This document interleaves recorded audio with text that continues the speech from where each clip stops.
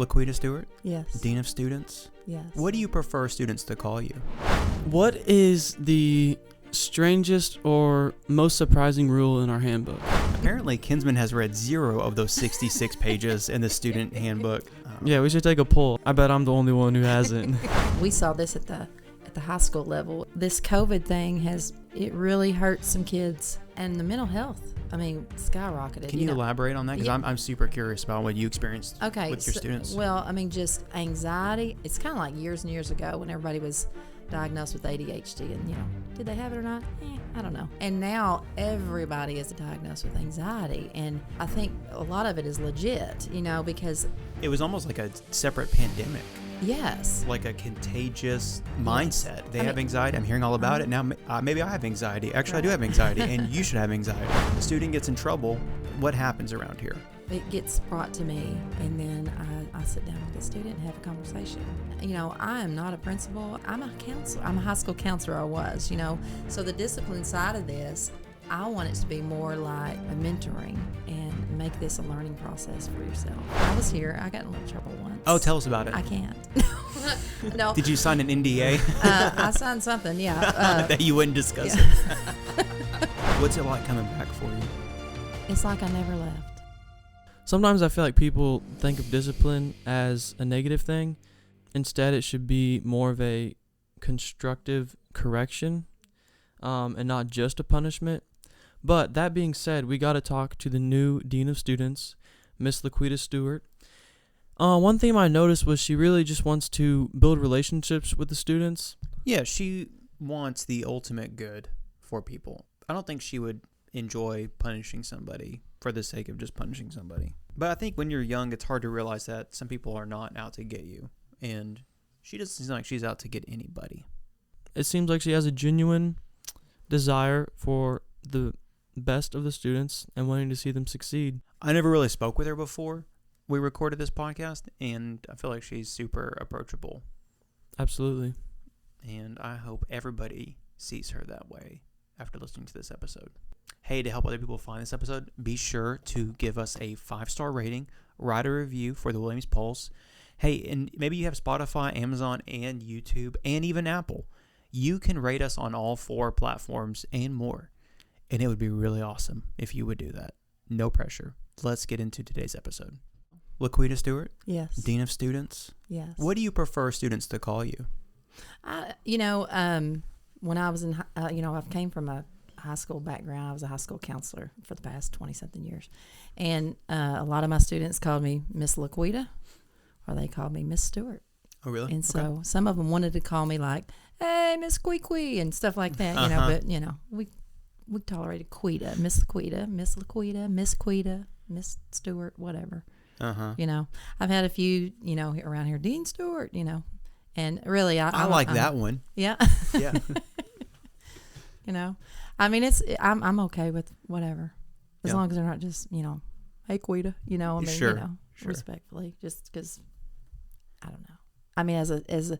I'm thinking about my teachers and things like that in the past. I never called them by their first name or nickname without a miss in front of it or something. But other than that, it's fine. Yeah. Kinsman, you want to kick it off? You want me to? I'll kick her off. What is the strangest or most surprising rule in our handbook? Student handbook. Student handbook. Oh. If you've read it. Which I have not. You can tell, obviously. I don't even know what it's called. Well, you signed off that you agreed to abiding by it. So I'm assuming the Dean of Students has read it, though. Yeah, I have. Okay. And highlighted some things. But and of course, highlighted some things. I did. Because apparently in my office, and I'm in charge of this handbook. Who was in charge of the handbook when you were a student? I have no idea. Was Susan Watson? No, you're talking about Dean of Students. Yeah. No, it was Dorothy Jackson. Okay. This is a long time ago. I was here in 92 to 96. Okay. And so that's why it's funny to some of my former teammates and different people when I say, and of course Coach Halford, she was here, and I say, isn't it ironic? I'm the new Miss Dorothy Jackson. So that's a fun time. But now, yeah. So I guess she was in charge of it then. I don't know. Yeah, so and apparently I am too now. And I don't know of the craziest thing on there. I know that there's some things I want to add to clarify some stuff.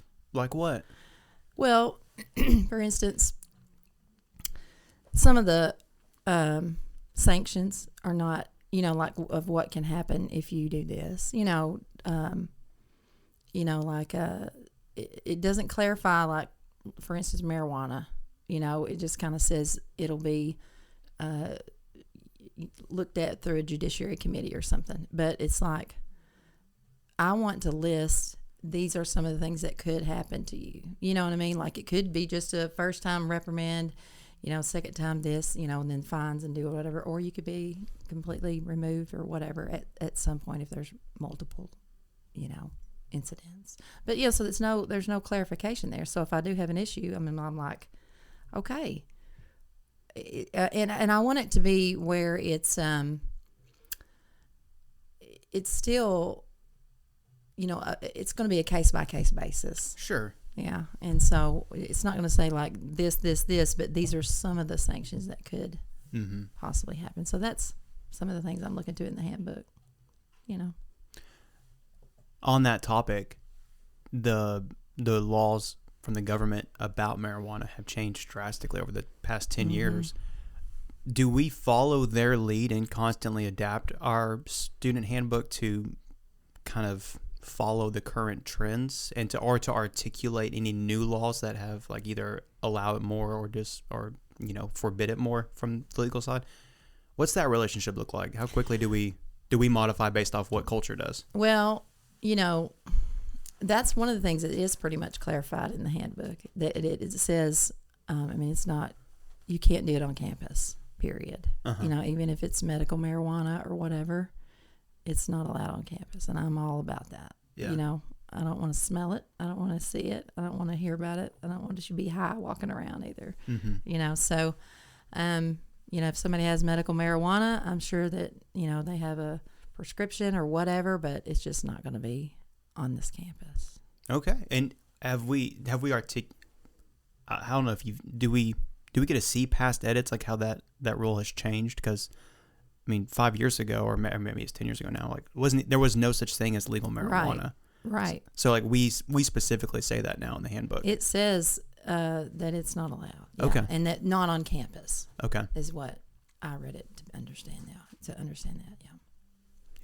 Is everything cut and dry in the student handbook, or is there some room for like interpretation? Yes. No, it's not cut and dry. That's what I'm saying is like, that's what I'm kind of looking at is making those edits so that it is more cut and dry, so that you understand, if you do this, you do that, whatever. And I'm going by the discipline part really, and I haven't had to deal with a whole lot of that, and that's great. And I'm hoping I don't have to, because I want everybody to just do right and have a great time. But things are going to happen, and if they do, I don't want it to, become an issue. It needs to be a little bit more cut and dry. What's the process of making those edits look like? Do you have to like take it to a board or? Well, honestly, I think I'm in charge of this. It's my understanding that I'm in charge of this. And then I think I submit it to my, boss, which is, Dr. Shawneke. And then I think they have to agree on it with Dr. Norman and Dr. Shawneke. And then it's out there, is my understanding. And then once the 2024-2025 edition comes out, is that like the law of the land until the next year, or can edits be made in the middle of the year, or amendments, I guess? Well, I'm pretty new here, but it's out there right now as the 24-25. So when, I don't know that we can edit it now and change the whole process. But I think it's one of these that we work on it during the year if there's any changes, and then when it's published for 25-26, it's in there for the year. Gotcha. I'm assuming. Okay. And when we figure out there's a flaw, then we fix it for the next year. Do you love that side of the job, or do you like the people side more? Oh, I love the people side. Yeah. Yeah. Okay. I'm all about people. Tell us about that. Well, I just like, I'm a people person. I like to hang out. I like to have a good time. I like to visit, get to know people, where they're from. And that's what's really cool about, this campus is, we've got people from everywhere. And it's kind of neat to hear their story and get to know them. And, you know, and I came from a pretty diverse high school. I was at Jonesboro High School at the last 5 years. And, Really? The main, like the high school, like the 10th through 12th grade Yeah. place? I graduated from there. Did you? Mhm. What year? 2007. Okay, well, that was way before me. Mhm. Because I was in Marion for 17 years. Okay. And then I moved back here and I was a high school counselor at Paragould for 4 years. And then the last 5.5 years I was at JHS. All right. And so anyway, just saying that it was a very diverse school. Yeah. And Probably the most diverse in Northeast Arkansas. yeah, I would say so. Yeah. And I mean, it's a great high school. There's a lot going on there. Yeah. I liked my time there. I Yeah. had some really great friends, some great teachers. Yeah. It's really good. Yeah. Yeah. Is there a staff handbook? I have no idea. Which means you're not in charge of it. That's Okay. So you're dean of students, not dean Yeah. of everybody. Okay. Okay. I didn't know. I was just curious if you'd read that recently, and if I was kind of wondering if you find anything in there shocking or surprising in the same way you did if the there is student. one, sorry, I didn't know. But and if I might have signed a paper saying I have it. I don't know. I mean, I hope not. But Now you know what the students feel. Yeah. I mean, I'll have to look into that. I don't know. There is one, and there's a couple pages. If there's ever like amendments to it, we'll sign at the beginning of the fall semester, Okay. just saying like, hey, we acknowledge there's been a few Yeah. updates, and you get a chance to read it right then, so Okay. nothing's surprising. I need to look at that. And Yeah. I might have read something, didn't realize that's what it was. You know, Mhm. I mean, some of it. I Oh, probably- totally, yeah. But I just found out recently there was an academic catalog. You know, Yeah. that kind of, you know, puts the academic side of the rules in perspective and stuff. And so I saw that because a question was asked about some academic stuff, and to me, and I was like, So I was looking through the handbook, not mine, but anyway, the handbook, and I was like, and then I found this academic. I said, well, here's the answer in this catalog. So anyway, and it said in the handbook to refer to this academic catalog. So that's Gotcha. how I found out it was there. So anyway, that was interesting to me. So there might be, I need to check out this staff handbook. Well, thankfully our bosses don't listen to this podcast, so you are in. I'm just kidding. They actually do. So yeah. Oopsie. No, it's okay. We can totally edit. So if there's afterwards, if you're like, hey, you know what? Let's take that out. We can totally Well, do I that. was too busy reading the student handbook because that's my part of the job. So that's why I didn't really get into the staff. I believe you.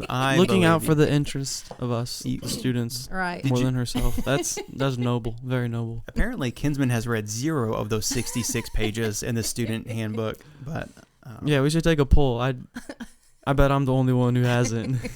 I would assume so. That's gonna be some light reading for you this weekend, buddy. Yeah. Classes are easy, right? Yeah. Yeah, I figured they were. You got plenty of time to read. Yeah. What did you major in? So I was here. I majored in physical education Okay. and coaching, and then I had a teaching certification in like middle school social studies and health, Okay. and so that's what I started out in Marion, Arkansas. I started out teaching geography and coaching 7th grade and assistant junior high basketball. What is the capital of Missouri? Are you asking me? Either one. Geography teacher and Oh gosh, Missouri now, resident. See, you're killing me because I've got it. Go ahead. Okay, Jefferson City. Okay. Ooh, Okay. good, yeah. I just had this debate in my head earlier and just thought, why is this so confusing? I remember taking these tests all the time, and then I felt really embarrassed for myself for not remembering. But yeah, I gave I've those never. tests. I've never.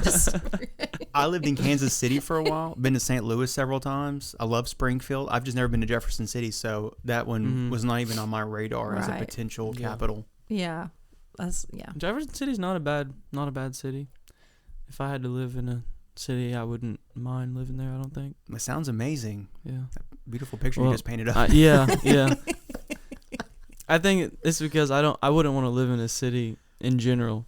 But I'm Yeah. saying if I had to. Bacon is not a big city. Oh, it's a metropolis. Okay, I figured. like Lake City. That's where I grew up. You grew up in Lake City? I did. Nice. So you have Northeast Arkansas roots kind of all over then. Yeah. You got Paragould, Marion, Lake City, Mhm. Jonesboro. And okay, so then you moved to Paragould? Well, I moved to Jonesboro. Okay, but So I got married for the first time. That's another story if you want. I got married for the first time at age 40, okay. and which was 10 and a half years ago. Anyway, and when we got married, we moved from Marion to Jonesboro, which my mother lives in Lake City, so that was good. And my husband had two grown children. One of them was in college, and one was married and had a grandkid. And so we moved back to Jonesboro to be closer to everybody, because he had come from Searcy. So when we was married, came here. So we moved in Jonesboro, and then I drove back and forth to Paragould, and then 4 years later I went to Jonesboro High School. What did you do at Paragould? I was a high school counselor. Does that take a different certification than what you Yeah, already you had? have to have a master's degree in school counseling. Okay. Was that, where'd you get that from? Arkansas State University. Gotcha. Wow. We'll cut that out. We don't endorse them. No, I'm kidding. We're okay to talk about them occasionally. Yeah. But okay. So, and did you like that job? Oh, I loved it. Yeah. Okay. I mean, so I retired from public education after 27 years, and 21 of those years was being a school counselor, and 19 of those were high school counseling. So, yeah, I've been in high school counseling for a long time. And then you did counseling at Jonesboro High School. Yes. Like there are multiple counselors there. Yeah, we had 3. Okay. Which is still not enough, because it was, we had almost 1,500 kids in the building. So what did you do there? Like, what did you have, like a certain age, or I mean, I'm assuming it's changed a lot since I was a student. So we had academies. It's the academies of Jonesboro High School now, whatever. So mine was the Health and Human Services Academy. Okay. And so I had about 565 kids under my umbrella that were in the HHS Academy, and so I took care of them. I was 10 through 12. If they're in the HHS Academy, they're mine. And so, I helped them. I made their schedules. I'm keeping up with their credits, making sure they're coming to school, chasing them down, all that fun stuff. And also, the counseling side of it too. I had a lot of regulars that came in, and I've contacted a couple, or they've contacted, through email and said, hey, we miss you, or whatever. And I kind of check in, and the counselor that took my spot, just kind of making sure they're keeping an eye on them. Because, I left in December, in the middle of the year, which I hated to do, but. Well, they can follow you here. That's right. There's still time. I totally told them that. I said, I'll be there. Come on. So I totally told them that. You've seen these students grow up at Jonesboro High School, or the past 5 years there. And then now you're in college. Is there a pretty big maturity gap between those two, or is it still an extension of high school for a lot of these students? Well, I think they almost start over. So I was 10 through 12, and so when they get there in the 10th, they're pretty immature and a little wiry, and and then as a senior, they're kind of chill, and they only have to be there half a day for the most part if they've got all their credits. So you didn't hardly see them sometimes, but then you try to catch them all the time to make sure they're doing what they're supposed to do. And then they come to college, and it's not like they start over immaturely, but they just kind of start over. I don't know, because I've got a couple of students here that's from Jonesboro that are a few, Jasmine Hooks is one of them, Amaya Butler, and they, come and see me every once in a while, especially Jasmine. She comes by and visits and things like that. And she's really, really matured since she left high school to me, and I think she's a sophomore now, I guess. But anyway, so I don't know. I haven't, these freshmen to me, these kids are super mature compared to what I've dealt with in the high schools. And so it's really fun, and it's just really cool, because they're always saying hello, and just, because sometimes I'll be out in the morning in the high school halls and be like, good morning, and they're, just like, hear nothing, you know what I mean? And some of them will be like, hey, Miss Stewart, or not, but I don't know, here they say it first. Oh my gosh, it's so great. Yeah. What do you think is some of like the hardest adjustments for students to make transitioning from high school to college? Learning how to study is their biggest, and being on their own without their parents trying to get them up in the morning. I'm saying this from complete experience, okay? Because I came here, I played here basketball, and I went to Riverside high schools and stuff, and they were great and wonderful, but I got here and had no idea how to study. And I struggled a little bit my first semester on the GPA scale, but I recovered and it was fine. But Coach Halford had put me in a study hall couple hours a week for the second semester, and it was all about, I went to class because she made sure we did, but it was really about studying. I just had no clue. And I always did good in school. It's just, I don't guess I had to study as much as I do now. I did when I got to college. I can agree with that part. Time management it can just be hard. Yeah. Just making yourself do it. Once I make myself start the project or assignment, it's not too bad, but I just put it off. Yeah. And they don't let you have as many extensions as they did in high school. It's I'll give you another day. Well, I don't figure the colleges put up with too much of that. So that's a big adjustment.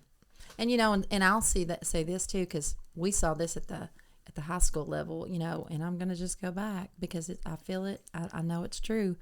This COVID thing it really hurt some kids academically, mentally, and you just saw a lot of apathy. They didn't want to do anything, or they didn't want to get up and go to school, and anyway, and I feel like y'all were, and I've talked to some people here that they're kind of seeing some of the remnants of that too, because then they get here in the same situation and not doing the Williams works, and some of them don't want to work as well, or whatever, or don't want to get up in the morning and go to class and do what they're supposed to do. And so I'm hoping that that gets better, because I talked to one of the math teachers, and it's when we saw this at the high school too, is they didn't get that good foundation. The kids that were in the 8th and 9th grade that needed to take Algebra 1, and they missed half a year of it.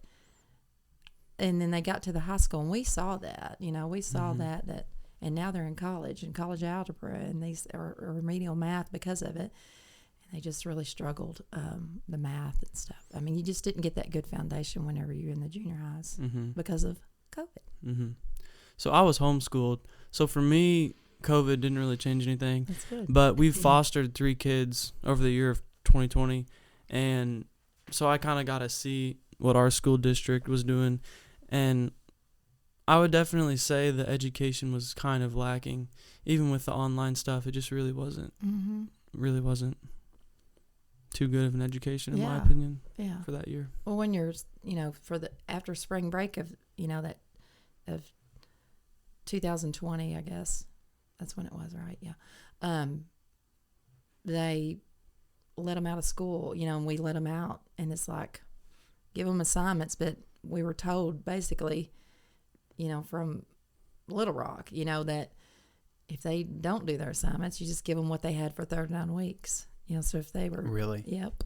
Because they couldn't penalize them. They're saying they couldn't penalize them for not, because it was just a whole mess, So I'm saying those things, they figured that out, and it just really hurt it hurt them. And I think that's trickling up here to the college level, and hopefully in the next few years it'll kind of even back out, and we'll get back on track like we used to be. I think it makes sense to me what happened during COVID, and like you said, apathy took over. But what about just the personal drive and motivation to I don't know, did you see the career goals shift for that age group in high school whenever they were out of school that long and experienced life at home and nothing else to do? Yeah. And the mental health, it just skyrocketed. Can you elaborate on that? Because I'm super curious about what you experienced with your students. Well, just anxiety. Everybody has been, and it's kind of like years and years ago when everybody was diagnosed with ADHD, and, did they have it or not? I don't know. You know what I mean? Yeah. And now everybody is diagnosed with anxiety, but I think a lot of it is legit, because I had so many students, and we had mental health services on our campus through Methodist behavioral health or whatever. And so they, and I was the one that had to refer, or the counselors referred to them referrals, for, ongoing mental health therapy. And it just, the referrals just skyrocketed. And so, and then I'd have kids come in and then they didn't want to come to school, because of this anxiety and all these things. And so that's where, it was almost like a separate pandemic. Yes. Like a contagious mindset Yes. of, yeah, they I have mean, anxiety. I'm hearing all about it. Now, maybe I have anxiety. Actually, I do have anxiety, and you should have anxiety. Well, we all have a sense of anxiety. I mean, we get Mhm. nervous and we get, overworked and things. But, I mean, some of these kids, I mean, if we polled this campus, I bet there's a ton of kids that have, been diagnosed with anxiety. Yeah.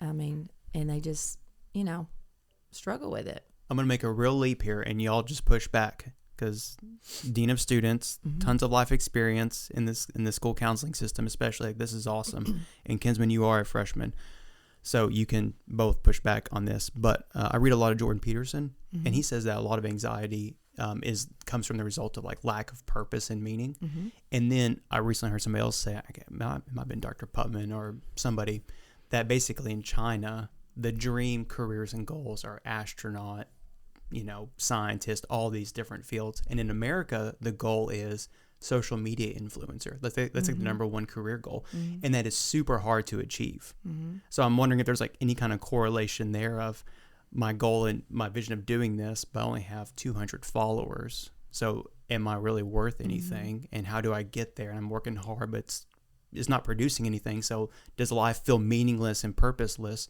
Therefore, or is that the result of anxiety or the cause of it? I guess is it that I didn't form that in a question other than Yeah. you guys do what you want to with that. Well, I mean, I'm Does gonna that let resonate? you talk, but Yeah. I've got my opinion on it already. But you go ahead. Okay. I would say I would agree. For myself, especially as a senior in high school, I was super clueless as to what I want to do with my future, and I still am to a certain extent. And that was a very big cause of anxiety in my life, because just looking around at everyone else, they already know which school they're going to, what career they're pursuing, how they're going to do it, when they're going to be, to what milestones. Did they really, or did it seem that they did? Probably seemed like it, Okay. more than they actually did, because I know a lot of people switch majors, but just them having this 75% of students change their major. That's crazy. But That keep is a going. big Keep going. number. I'm still Okay. listening. just like them having this idea, this plan already formed, and then me looking at myself, I have no clue what I want to do, on the fence about a lot of things. My future is unclear, and that unclarity was definitely a big cause of anxiety and stress, for sure. Thank you for sharing. Yeah. Yeah. I mean, I agree. And yeah, they do change their majors, Yeah, that's a Like- national average, Yeah, 75% change. absolutely. And I think I know why, but I won't. I'll share that later if it gets Okay. brought up naturally. So going back to the social media thing, and anxiety, 100% agree with. I mean, social media can be great, but it also can be the devil. Yeah. Because Mm-hmm. honestly, I dealt with a lot of, cyberbullying. Oh, And- really? Oh, absolutely. And Snapchat. Just at the high school level, Oh, or even yes. when you're a paralegal? Yeah, and even here, I've already dealt with one, having a little cyberbullying, and it's through Snapchat, just, anyway, but all of them, yes. Anywhere that I've been since the social media's come out big time, like the Snapchat and the Instagram and all those things, and especially Snapchat, I think, because, you can't, if you screenshot or whatever, they know you done that and whatever, so they can threaten you all they want to or say whatever they want, and then it'll kind of go away or whatever. But anyway, we just have, but going back to even on Facebook and things and the likes and all these things. I mean, even adults stress out about this. I mean, I have people on my Facebook that I see that are grown people, and they post, a selfie or whatever and put some little quote of something, and and they're just, I don't know. I think that makes them feel better. Like when people say you're beautiful or you look great or Yeah. They They need that support Yes. because they're missing it somewhere else yes, in their life. 100%. Yes. Yeah. And I feel like that's the same with students, high school, college, whatever, because even into adulthood, and they just kind of base their importance sometimes on who's looking, who's watching, who likes it. Mm-hmm. And then that goes into that anxiety of nobody likes me, nobody cares about what I have to say. I mean, I even had a recently at the ball game, I had a student say, you know, I've been trying to get everybody hyped up and whatever, but they don't really listen to me. But if so-and-so does it, then they start cheering and do whatever. So it's, you know, they said, I'm just nobody that wants to get, you know, everybody, nobody wants to care about what I say. But if so-and-so does it, they get all hyped up. So, you know, that's kind of sad that they feel like that. Yeah. Yeah. And I think social media provides a bigger level of comparison and robbing people of joy and gratitude. Yeah. There was a time when I just stopped actually, but I was riding bikes a lot, and I got pretty good compared to some of my friends around here. But then you look at what the other people are doing who are huge on social media, and it's like, I'm probably the worst cyclist out there. And so, you know, on one hand, you're like, you feel great. On the other hand, it's like, I'll never be good enough. Is that why you quit? That's why I quit. Well, that's not good. Yep. You know? No, there's many reasons that we shouldn't get into on this podcast why I quit. But that does, I definitely think that I would have been a lot happier if I wasn't doing my cycling stuff with social media too. Yeah. So before social media was so big, do you think, I mean, was it that people were more happy because, let's say they broke their personal record of fastest mile ridden on a bike or whatever, however you do it. Back then it would have been like, you would have been proud of yourself, but now you see like 50 people online after scrolling for 20 minutes who rode it like 5 minutes faster than you.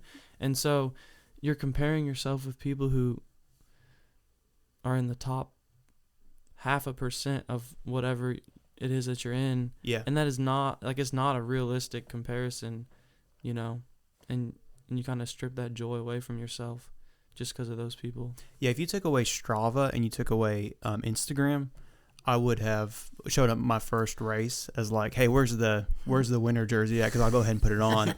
And then, you know, as I come in last place, be like, hey, I'm gonna go on home now and I'm gonna sell this thing. It probably would have been the shock would have come all at once instead of realizing early on. Yeah. Is that better or worse though? Do you think? Or just indifferent? I don't know.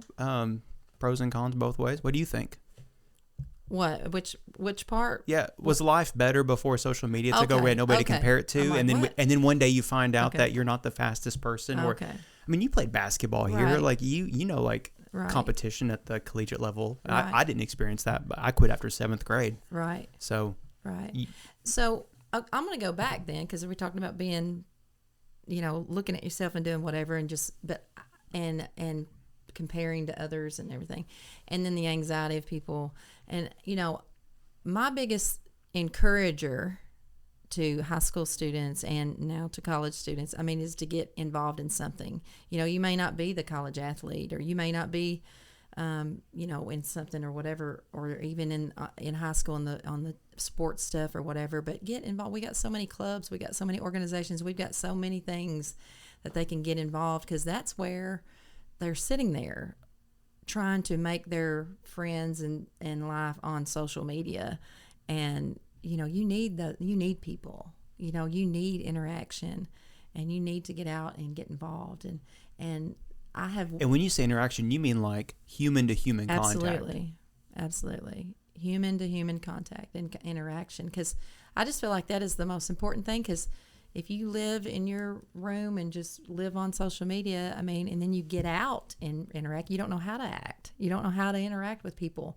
And, you know, if you're leaving here into the professional world and you don't know how to interact with people, or, you know, you're going to get in situations at some point that, I mean, you're going to struggle.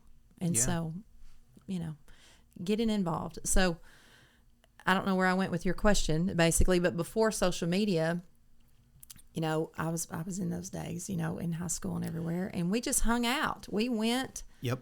And we didn't break up on the phone. You know, if we had a boyfriend or girlfriend or whatever, and we didn't break up with each other on the phone through a text. We said it to their face, or we wrote little notes, you know. Yeah. Check yes or no if you want to go with me, or, you know, or whatever, something silly.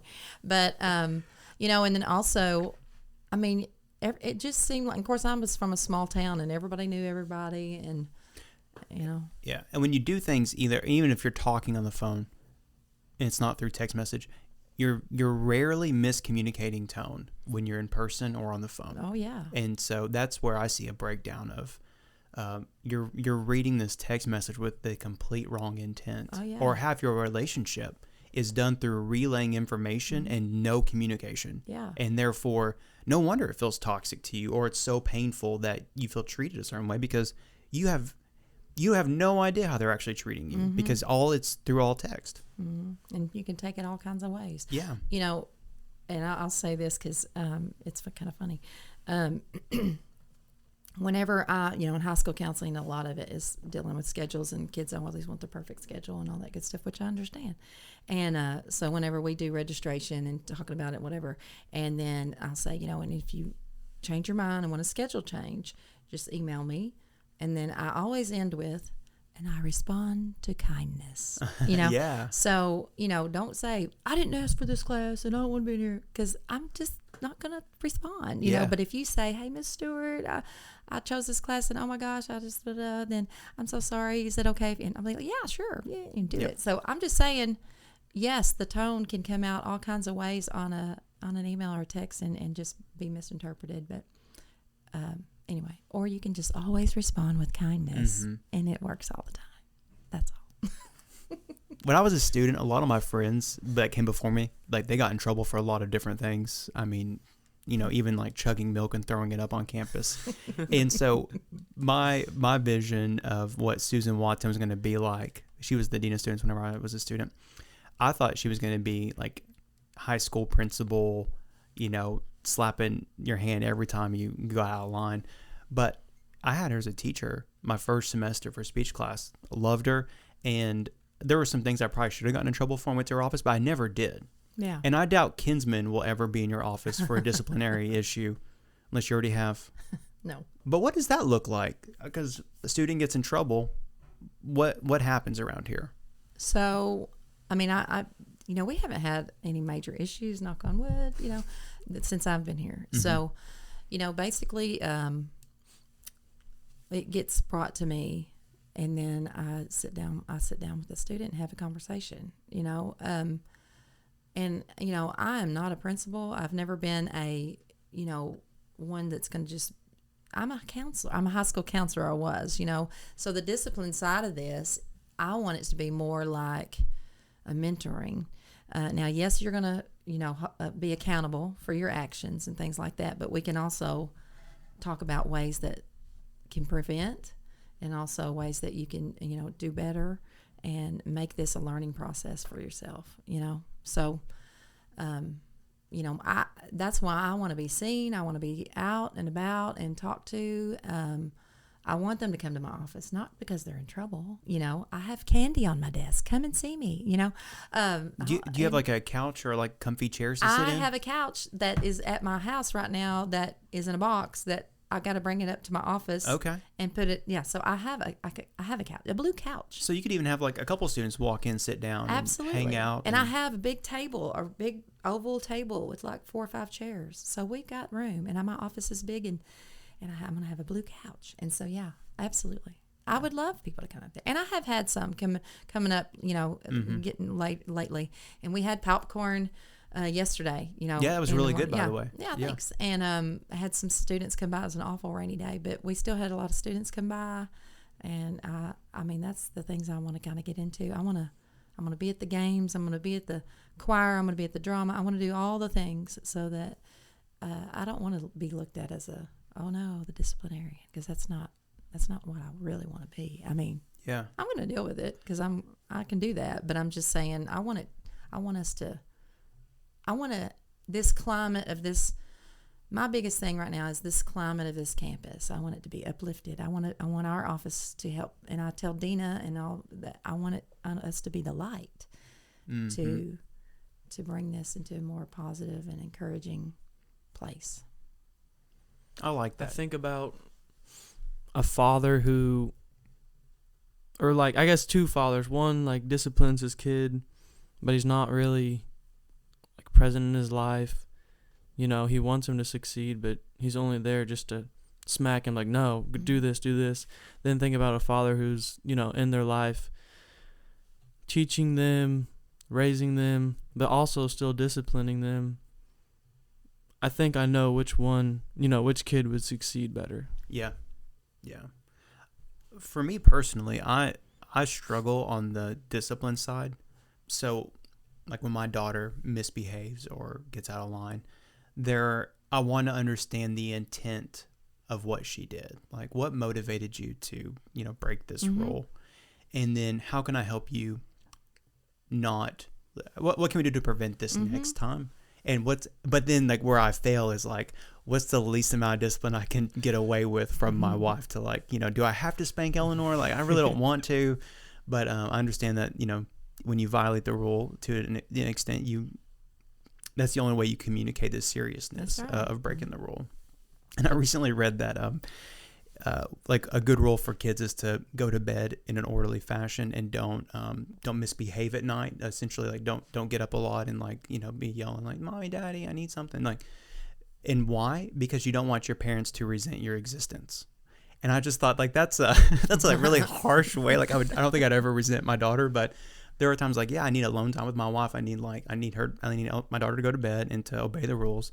I don't know why I'm getting into all that, but it sounds like your heart is you want to understand the person. You want to assume the best in them. Absolutely. And then where I would have the breakdown in your job is like, okay, I don't really want to, enforce the official punishment. So, right. But that has to be done. It has to be done. I mean, if we didn't, we'd have mass chaos going on. We would. And we don't want that either. Because, I mean, this is a good campus, a good vibe, I love this place. It's awesome. Yeah. Well, Kinsman, you have no reason to fear getting in trouble anymore. Good to hear. Yeah. Sounds like it's going to be a good experience if you do. Oh, yeah. Now. Yeah. You heard it here. She's holding the line, everybody. Right, so right. This is just a test to see if you're going to enforce the student handbook. I will. I definitely will. But yeah, I do want it to be a learning experience where we're going to not do it again. Yeah. Or, learn something, a life lesson somehow. Yeah. I mean, I did. I was here. I got in a little trouble once. Oh, tell us about it. I can't. No. Did you sign an NDA? I signed something, yeah. That you wouldn't discuss it. So, we had a good time. I was a basketball player, and our hallway was the basketball and volleyball. We were in Upper South. And anyway, in the Sutherland Hall, and we got iced in. We had to come back like a week early than everybody else because we had practice. Like before the spring semester began, like right after Christmas? Yes. Okay. So we got to go home for about a week or so and then had to come back and keep practicing because we were, fixing to play some games or whatever. Mm-hmm. And Coach Halford wanted us back on campus. And it became an ice snowstorm. And we were the only ones in the dorm. And we just did stupid stuff. And that's all I'm going to say. But, other than that, though, I want to say, because, and if you're going to do stupid stuff, get off campus. I don't want you to do, because, I'm not promoting you to do stupid stuff. That's not what I'm saying. But just, be smart and don't do stupid stuff on campus like I did. And also the factor of the social media. I want to throw that in there. If you do stupid stuff off campus, don't video it and don't post it because it still gets you in trouble. Because this is, you've signed something that's saying you're going to respect the values and the expectations of a Williams student. And, so there you go. There's my spill. Trying to prevent. Okay. We're trying to be preventative. Yeah. Because if we had social media back in the day, we'd have been in really bad trouble probably. But anyway, Dorothy Jackson, I spoke to her once, so. Oh, okay. Actually, the whole team did, so there you go. But I'll tell you the fun story, not fun, it was terrible. But, she came to practice, right, and we were all walking in and saw her talking to Coach Halford, which, by the way, Coach Halford was really mean back in the day. And I tell her that all the time, but, she's become quite the softie. But we were in practice, or fixing to go into practice, we saw her talking to Dorothy Jackson, and we were like, what's going on? Well, so then Dorothy Jackson and Coach Halford came into our dressing room and told us what we did wrong, which we're not going to discuss. And then Coach Halford's just sitting in the background, and Miss Jackson said, I've talked to Coach Halford, and she has decided that, she has told me that instead of me doing any other punishments or anything, that she's going to take care of it. And so that day, that's worse. Yeah, it's awful. We had 2-hour practices, and we never touched the ball that day. Probably. And then, and she was really mad at us. We couldn't talk. We just ran and did all the kinds of, and she made us do like bear crawls and wheelbarrows and just stuff that's just, just, I don't know. She hated us for a day, but she loves us anyway. But, and we knew that. But anyway, there you go. So there's that. That was my only time I ever got in any trouble. Well, I'm sure that moving forward, every student is going to start their new conversation off with you. So tell us what you guys did. No. Did you like your time at Williams? Oh my gosh, best time of my life. Yeah. Wait, what years again? 92 to 96. So was that right? Did you overlap with Angela Flippo? Oh yeah. So when she was a senior when I was a freshman. Okay. So I was on the team that won the national championship, the NCCAA. Yeah, the National Christian College Athletic Association. That's awesome. That's when we were in that. Yeah. Were you pretty good back then? Well, were your freshman year? Well, yeah. I mean, I guess I don't know. I mean, the thing is, I was talking about this the other day. I started off being like the sixth man as a freshman, sixth and seventh man off the bench. And, Coach Halford and I, she and I just talked about this, and I told the stories at the table the other day with her and Dr. Shawneke and stuff. But, we butted heads a little bit where she was, got upset with me. And I set the bench and it was all about rebounding, which is funny because I hold the rebounding record still for all-time rebounder. Wow. But right now since 1996, and so it's funny because she was, and of course, and then all the other teammates said, I think she was just using you because you could handle it, because she threw her keys from the free throw line, closest to the front doors, all the way and hit the back wall of under the last goal and said, "Get out, get out of practice," because she was, and because I didn't hold the rebound up or something. I don't know.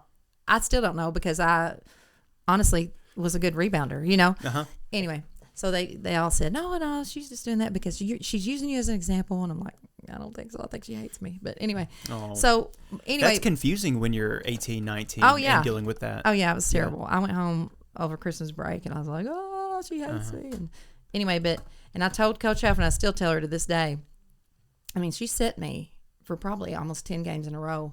Like I didn't play, like somebody that was a walk-on got to play before not that that's, I'm just talking about like I was on scholarship, full scholarship, and I set the bench. But anyway, and then she started playing me, and I did get to play in the national game, national championship game, so that was cool. But anyway, and I told Coach Halford, I said, the change that I knew we were good when it was in the spring, and I was did work study is what back in the day. And I was in the gym, I was work studying in the gym. And she left me the keys and said, you're in charge this weekend. I'm out of town, blah, blah, blah. And that changed everything. I thought, oh, really? She trusts me. She likes me. Here I am. So anyway, from then on, and I respect the heck out of Coach Halford. Absolutely. I love her to death. So that's my story. Yeah. Everybody goes about it in a different way, but, as an adult, it's easy for me to look at that situation and think now, she knew what you're capable of. Yeah. She wanted the absolute best for you. Yeah. And maybe she thought in that moment you were only given half, or you didn't want the best for yourself, or you needed that extra push. Yeah, definitely. And so. And it changed my life. Really. Yeah. I've learned more in my failures than I have in my successes. Absolutely. And so that's why. It sounds like you loved Williams then. Sounds like you love Williams now. Yeah. I love hanging out with Kinsman and that 18 to 22 year old, like that range. Because they are immature in some ways, but really mature in many ways, and just fun to hang out with. Oh yeah, like just really good people. Got some energy and yeah, Me too. And optimism and hope and all those things that usually tend to leave after you turn 30. Yeah, and so it's coming, Kinsman. No, I'm kidding. So you had a great time here. Yes. And what's it like coming back for you? It's like I never left. That's a good way to describe it. Yeah, it really is. I can't explain it. I mean, it's like I never left. I'm kind of, in just la la land of just bliss, I guess. Because, we live in the Cove, and we love it. I mean, we just love it. I don't know. My husband loves it. We love it. I come home every day happy. Yeah. Just, I mean, we're happy people. My husband's a happy guy and I'm a happy girl. But it's just great. It's perfect. It's perfect. I know I'm supposed to be here. I know God sent me here. And I know it was His timing. Because, I had been praying about what I was going to do after I retired and do different things and from public education. I mean, because I'm 51, so it's like and I honestly had said over and over a couple years ago, like maybe I could go work at Williams Baptist University, whatever, and have a good time. And then I, saw Taylor Hoskins. She came to one of our school counselor events with a table, and she was like, "Oh my gosh, you should come to Williams." I said, "Well, maybe I will when I retire. That would be awesome, And then I saw her at the golf tournament because I play in that every year. Yeah. I play in that every year. We took photos there. Really? We were the guys in the golf cart driving around with the camera. Okay, well, I was there. Yep. And I saw her, and when I come up to, write the check or do whatever I was doing, check in, and she was there with the cheerleaders, and she was like, "Hey, y'all, this is Miss Laquietta Stewart. She's going to be working at Williams Baptist whenever she retires." And I was like, maybe sooner than later, And then she said, "Oh, wait, there's a Dean of Students job opening that you need to totally come and whatever." And I was like, "What does that entail?" And she goes, "Exactly what you do. You'd be awesome." And I was like, okay. So I went and played golf, and then I went home, and I thought about it, and I looked online to see what all the, requirements and all this thing is. And, expectations, and I thought, this is calling my name, and I showed my husband, and anyway, and so I said, "Well, I'm gonna apply, and if I don't have to start till January, that would be good, just because then I could retire at 27 years in December from because I'm retiring a year early. Anyway, so it worked out. It's God's timing. Here I am, and I love it. And I'm glad you live in the Cove, too. That really does, for those who loved it, come to school here, and then getting to be back on campus, work here, a different role, getting to be around students.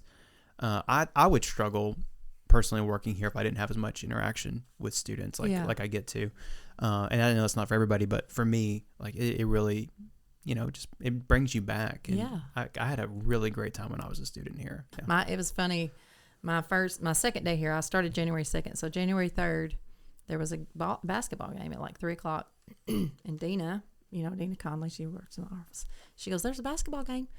And I was like, "Cool," and she's like, "Let's go." And I was like, "Okay," And so we Do I have to clock out first? I know, right? I was like, "Okay." Yeah. And so I go over there, and we, are, watching the game and everything. And then Dr. Norman had came down and sit by me, and we were just talking. He said, "How's it going?" I said, "It's fantastic." I said, and of course, and somebody had brought out free popcorn, because it was toward the end of the game. I said, "It's perfect." So I was eating popcorn, and he said, "How's it going?" I said, "It's perfect." I said, "My last hour and a half of the day, I've been watching basketball and eating popcorn." And I said, "Everybody should work here." And he's like, "Yeah." He said, "No," but it was funny.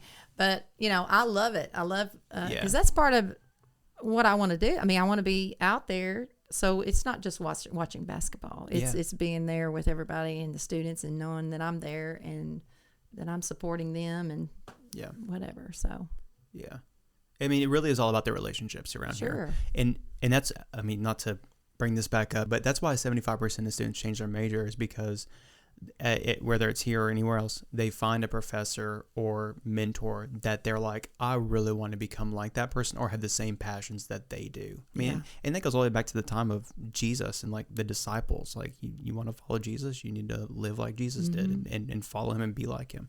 But that happens everywhere. It's like that age range, they just find somebody that they're like, I want to mimic my life after them. And the career goals are important, but the personalities and relationships, it's just in our genes Yeah. to be directed in those ways because of that. My 8th grade history teacher, I loved her. Oh, yeah? And then she became my Sunday school teacher. And then she was our youth group person, with her and her husband. And Mm-hmm.